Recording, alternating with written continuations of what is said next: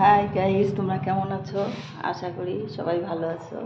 তো আজকে আমি রান্না করেছি যে ভাত, একদম গরম ভাত, এই যে হাওয়া উঠছে, ভাত করেছি। আর একটা এই যে আলুর তরকারি, আরেকটা যে যে যে ভাজা, দু রকমের ভাজা, চাটনি। তো আজকের খাবার এটাই। তোমাদের কেমন লাগছে অবশ্যই কমেন্টে জানিও। আর তোমরা সবাই সুন্দর সুন্দর কমেন্ট করছো, তোমাদের অসংখ্য অসংখ্য ধন্যবাদ।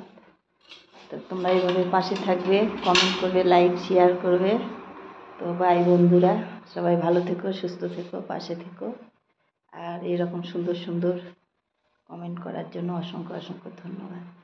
তো তোমাদের আজকের এই খাবারের মধ্যে কোনটা পছন্দের খাবার অবশ্যই কমেন্টে জানিও।